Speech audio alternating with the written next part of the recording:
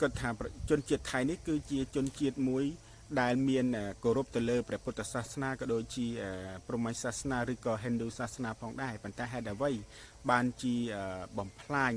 ยกยนต์ฮะดับประมวยก็โดยจีพลองกรอบหมอกบ่มพลายประสาทบ่อยืงให้ก็โดยจีประสาทตากระใบประสาทแปรวิธีวัดอารามหนึ่งยกเอ็กซ์คาเวเตอร์หมอกรุมลมดูรุมลมจำละแปรวิษณุพองได้บาทอะไรนี้คือยังเคยแทเมียนปฏิกรรมปีประเทศอินเดียป่ะ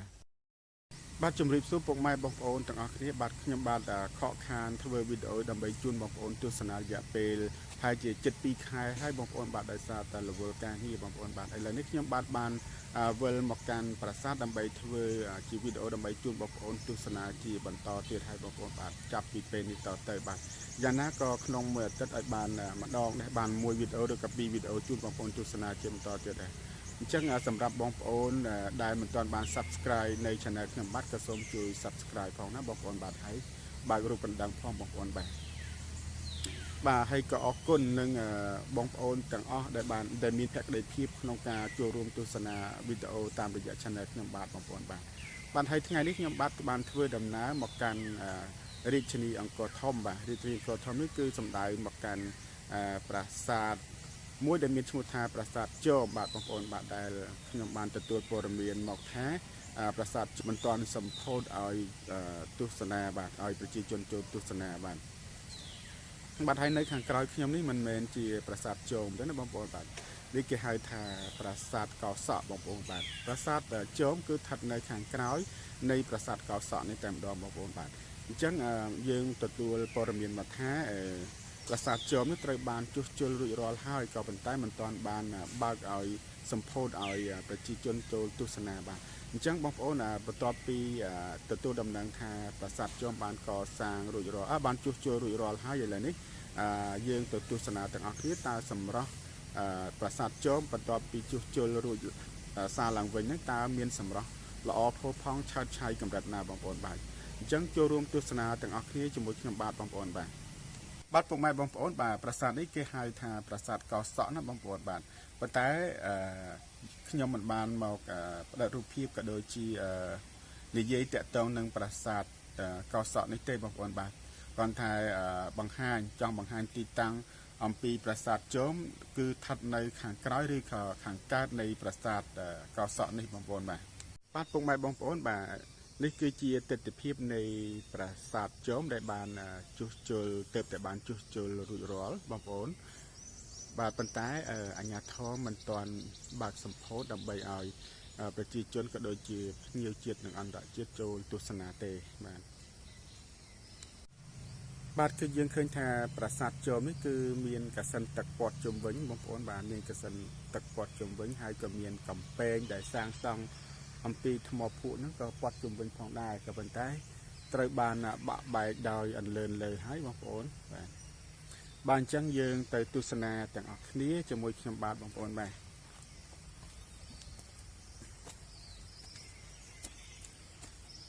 บาดนี่คือจีตติพีบได้ปราสาทโจมได้บานเติมแต่จุจุลรุยรอลบาดบางคนแต่มันตอนบากสมโพธเอาโจตุสนาเตะมงคล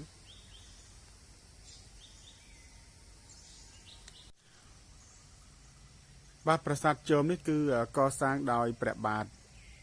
สุริยวรมันที่ปีก่อสร้างในขนมดามศตวรรษที่ดับปีมงคลมาให้เอาตึกดอลพระวิษณุยังเคยจำละอัปสราบางคนบารูปจำละอัปสราในตามจุนเจียงต่างอ้อนั่นแต่มาดองบางคนคือเมียนสำหรับสระชาติชายคือสระสะอาดคลังเหมือนแต่บางคน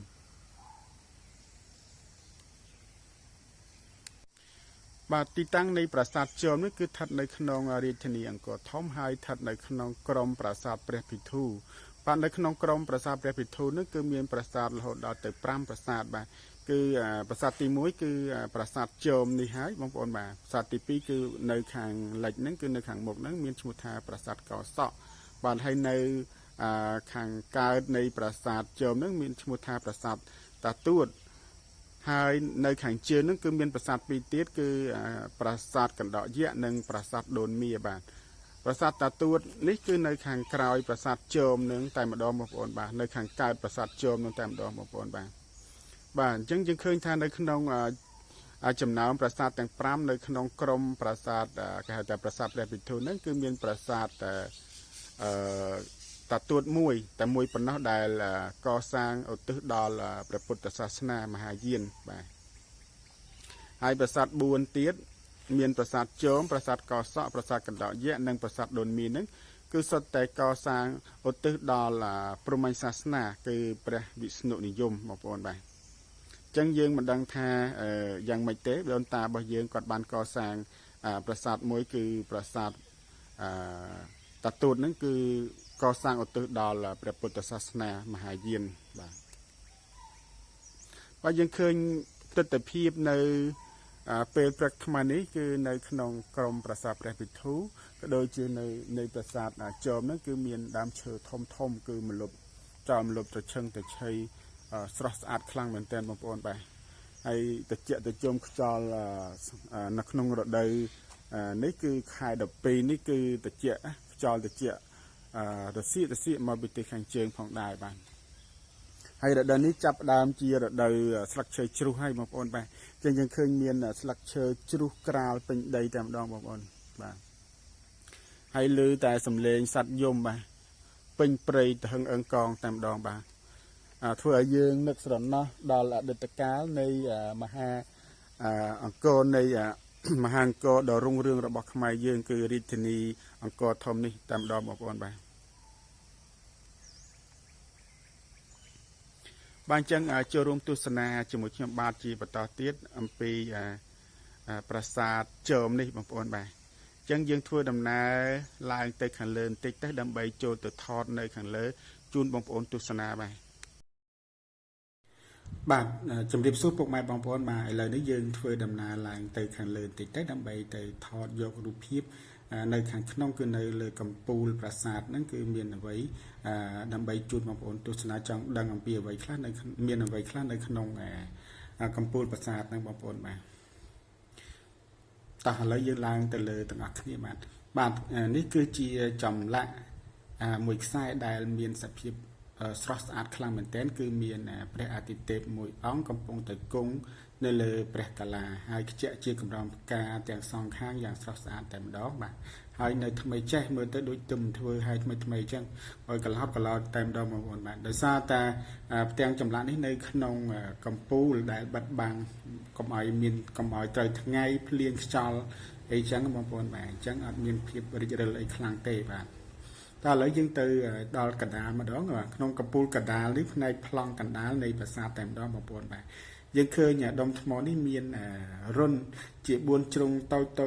ចហើយព័ទ្ធជុំវិញនឹងរុន4ដែលមានទំហំ4ជ្រុងនៅកណ្ដាលហ្នឹងគឺធំជាងគេបាទ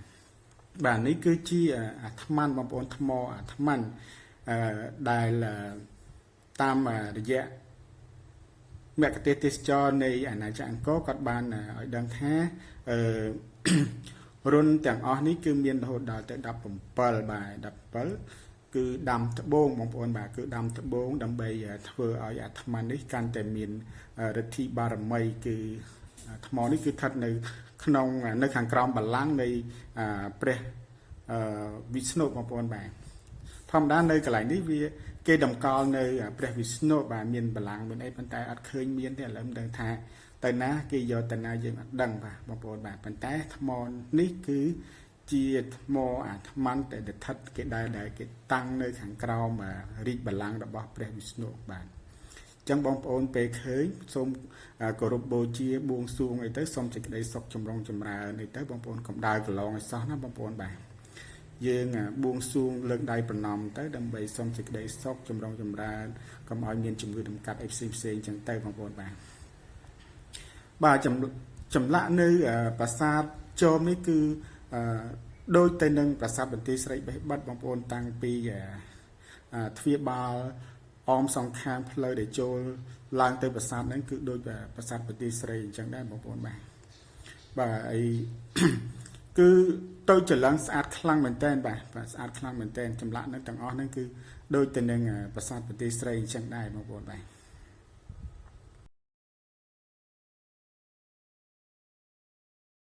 បាត់ពុកម៉ែបងប្អូននេះគឺជាផ្ទាំងចម្លាក់ផ្ដែនៅទិសខាងលិចបងប្អូនបាទនៅទិសខាងលិចនេះគឺជាចម្លាក់អាទិទេពព្រះឥសូរបងប្អូនបាទព្រះឥសូរដែលមានដៃ4ដែលគង់នៅលើក្បាលកាឡាហើយនៅអមសងខាងហ្នឹងមានព្រះព្រំដែលមានព្រះភ័ក្ត្រ4ហើយនឹងព្រះវិស្ណុដែលមានដៃ4ផងដែរបងប្អូនបាទចម្លាក់ទាំងអស់នេះគឺនៅថ្មីបាទគឺនៅថ្មីចេះដូចទំដាក់ថ្មីដាប់ហើយថ្មីអញ្ចឹងប៉ុន្តែមិនមែនទេណាជិត1000ឆ្នាំហើយប្រាសាទនេះបងប្អូនបាទគឺនៅគឺយើងឃើញថាឃើញចម្លាក់ហ្នឹងគឺផុសកឡោត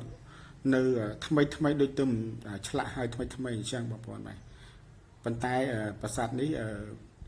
កសាងតាំងពីដើមសតវត្សទី12មកអញ្ចឹងមកដល់ពេលបច្ចុប្បន្ននេះគឺជិត1000ឆ្នាំហើយបងប្អូនបាទប៉ុន្តែនៅស្អាតមែនតើបាទសូមទស្សនាជាបន្តទៀតបងប្អូនបាទចម្លាក់នេះគឺចម្លាក់នៅលើផ្ដែនៃទ្វារទិសខាងជើងបងប្អូនបាទចម្លាក់នេះគឺនិយាយអំពីគោសមុទ្រទឹកដោះបងប្អូនគឺរឿងគោសមុទ្រទឹកដោះដែលមានអតិទេពនៅខាងឆ្វេងហើយនឹងសុរៈគេនៅខាងស្ដាំបាទកំពុងតែទាញនេះវាសកៈបងប្អូនហើយមានព្រះវិស្ណុគង់នៅកណ្ដាលជាអធិបតីហើយគង់នៅលើសត្វអណ្ដើកបាទបងប្អូនបាទគង់នៅលើសត្វអណ្ដើកបាទហើយក៏មានចម្លាក់ផ្សេងទៀតដូចជាព្រះកណេសក្បាលដំរីខ្លួនមនុស្សហើយមានពនាងលក្ស្មីមានទេពអប្សរអីជាច្រើនទៀតហើយនៅខាងក្រោមព្រះវិស្ណុគង់នៅកណ្ដាលជាអធិបតីហ្នឹងគឺមានកិត្តនភ័ណ្ឌគឺជាលទ្ធផលដែលបានមកពីការកោសមុទ្រទឹកដោះហ្នឹងបានលេចចេញមកបងប្អូនបាទហើយចម្លាក់នេះយើងឃើញស្រស់ស្អាតមែនតើបងប្អូនស្រស់ស្អាតខ្លាំងណាស់បាទនេះគឺជាចម្លាក់នៅទិសខាងត្បូងគឺនៅផ្ដែទ្វារទិសខាងត្បូងដែលមានអាទិទេពកំពុងតែឈរបាទនៅលើក្បាលរបស់ព្រះកាលហើយនឹងមានក្បាច់រចនានៅសងខាងហ្នឹងយ៉ាងស្រស់រស់រវើកផងដែរបងប្អូនបាទពុកម៉ែបងប្អូនឥឡូវយើងនិយាយអំពីការជួសជុលឡើងវិញនៃប្រាសាទជាំនេះហេតុអីបានជាអាជ្ញាធរអប្សរាបានសហការជាមួយនឹងអង្គស្ថាប័នកយការរបស់ប្រទេសកូរ៉េដើម្បីគៀងគររកហេរញ្ញវត្ថុដើម្បីមកជួសជុលប្រាសាទនេះដើម្បីលើកតម្លៃប្រាសាទនេះឡើងវិញបងប្អូនបាទអញ្ចឹងសម្រាប់ប្រាសាទដែលជាតំណាងវប្បធម៌អរិយធម៌របស់ប្រទេសនីមួយក៏ដូចជាតំណាងឲ្យវប្បធម៌របស់ពិភពលោកនៃមនុស្សជាតិគឺយើងត្រូវតែឲ្យតម្លៃគឺมันអាចកាត់ថ្លៃបានទេបាទគឺมันអាចកាត់ថ្លៃបានទេចំពោះប្រាសាទបុរាណក៏ដូចជាវប្បធម៌អរិយធម៌របស់ប្រទេសនីមួយក៏ដូចជារបស់មនុស្សជាតិនៃពិភពលោកផងដែរបាទអញ្ចឹងយើងត្រូវតែបើមានការខូចខាតដួលរលំហើយត្រូវតែរកថវិកាដើម្បីជួសជុលឡើងវិញឲ្យបានស្រស់ស្អាតឡើងវិញបាទគឺបាទដើម្បីទុកជាគេដំណើរដ៏យូរអង្វែងតទៅទៀតសម្រាប់កូនចៅចំនួនក្រោយទៀតសម្រាប់ប្រទេសខ្មែរក៏ដូចជាវប្បធម៌អរិយធម៌របស់មនុស្សជាតិនៅក្នុងពិភពលោកផងដែរបាទក៏ប៉ុន្តែទាហានថៃនេះគឺជាទាហានដូចជាថ្មិលអត់សាសនាអញ្ចឹងយកយន្តហោះមកទម្លាក់បំផ្លាញផ្ដួលរំលំប្រាសាទបុរាណដែលជាទីវប្បធម៌វត្តអារាមអីផ្សេងរបស់ខ្មែរយើងទៅវិញមិនយល់អំពីទាហានរបស់ជនជាតិសៀមនេះសោះបងប្អូនបាទមិនដឹងជាគាត់គិតយ៉ាងម៉េចបានជាគាត់យកយន្តហោះចម្បាំងមកទម្លាក់គ្រាប់ដើម្បីកំទេចប្រាសាទកំទេចវត្តអារាមយ៉ាងដូចនេះទៅវិញបាទគឺមិនអោយតម្លៃទៅលើ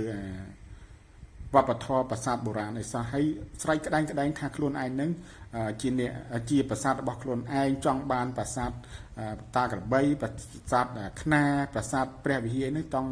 បានទៅធ្វើជារបស់ខ្លួនឯងប៉ុន្តែហេតុអីបានជាធ្វើសង្គ្រាមនេះបែរជាយកយន្តហោះចម្បាំងមកទម្លាក់គ្រាប់ក៏ដូចជាប្លង់គ្រាប់មកកំទេចប្រាសាទបែបនេះបាទគឺខ្ញុំដូចជាមិនយល់តទៅសោះសម្រាប់ជនជាតិមួយនេះបាទហើយចូលមក នឹងគឺ